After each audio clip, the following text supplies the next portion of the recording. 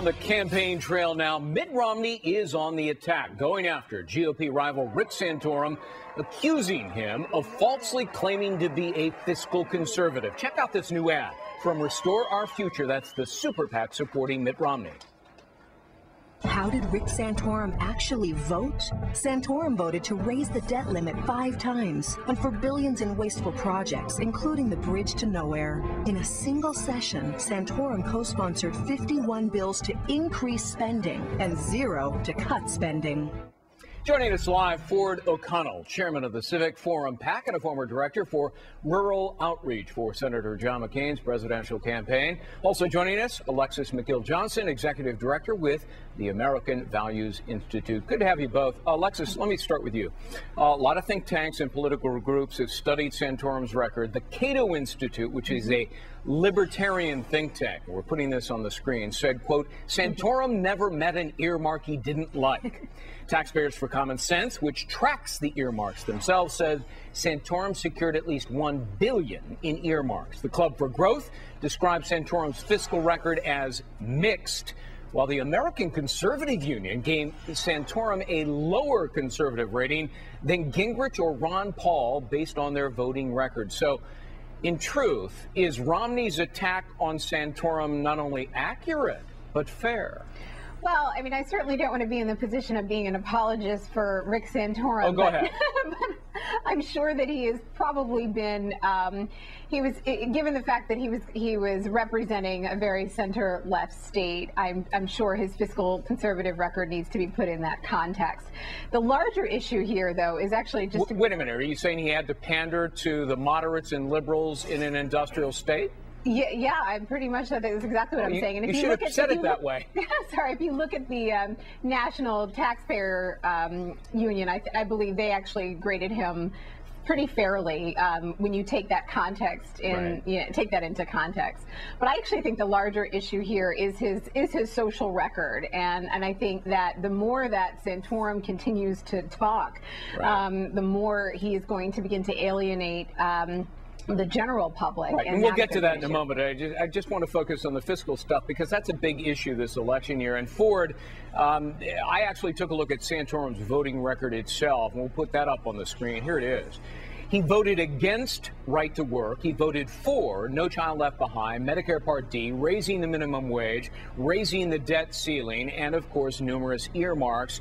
In fact, not long ago, he said, I'm very proud of my earmarks. I'll defend earmarks. Does Santorum's true record belie his claim that he's a fiscal conservative? No, because perfection is a myth in politics. Certainly there's some holes in Santorum's record, but this isn't about records. It's about Mitt Romney. Those aren't pretty big holes I just identified?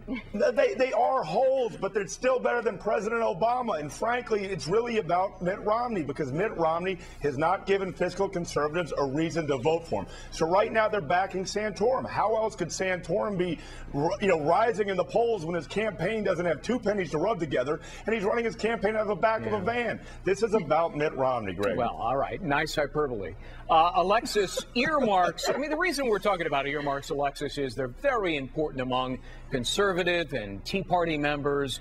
And to be fair here, Mitt Romney himself supported earmarks. Under his leadership as governor, he sought tens of millions in earmarks for transportation projects. In fact, that's verified by several congressmen, including, we'll put this up on the screen, Jim McGovern. Quote, the Romney administration was crystal clear on earmarks and what they wanted. They sent us a letter specifically asking for money to be earmarked for projects. So, Alexis, is Romney hypocritical on this subject? I mean, I don't know where Romney is on anything, and I think that's part of the challenge of what Ford was saying, of why so few of the GOP base really want him in.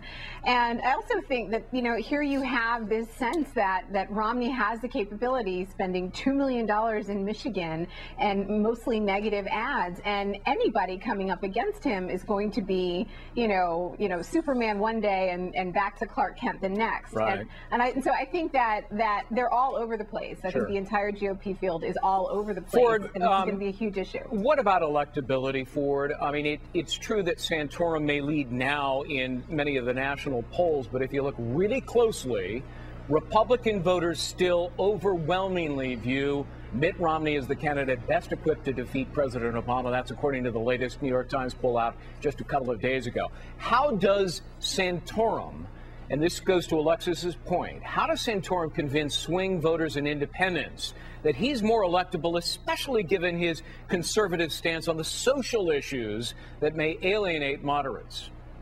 Simple, two ways. You win the Catholic vote and you win Ohio. If you do that, you show Mitt Romney's Midwestern weakness. President Obama is starting to focus on Rick Santorum for these two reasons. He knows that if he wants to win re-election in the White House, he has to win Ohio and he has to win a majority of the Catholic vote. And right now, Rick Santorum is resonating with his sort of Main Street conservative message throughout the Midwest, and Catholics are listening. You know, Alexis, you did want to bring up the issue of social issues, and it's a good one. Santorum, you know, he sometimes utters controversial remarks. His views on women in the workplace and the military, they've been condemned as sexist. His comments on homosexuality still haunt him on the campaign trail. There was, of course, the black people remark, which he denies. Yeah.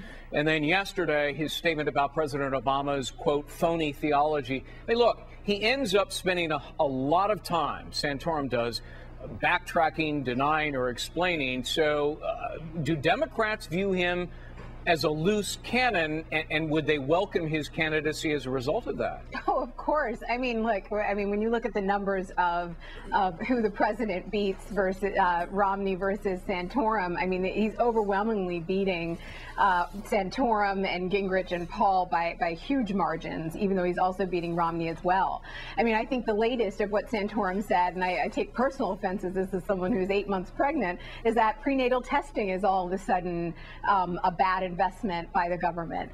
And so I think that Catholics are obviously going to be a huge vote within the GOP primary, but independent women are really going to define a lot of where the general election is going to turn. And so I think the fact that he's alienating women is going to be a huge issue for him, and it just reveals that he's actually very undisciplined. Well, you look beautiful for 8 months pregnant, and we wish you and your baby the best of luck. Alexis McGill Johnson, thanks so much for being with us. Ford O'Connell, great to see you as always. Thanks. Thank you, Greg. All right. And Ford looks great, too. Yeah, but he's not pregnant. No, he's not. Good point.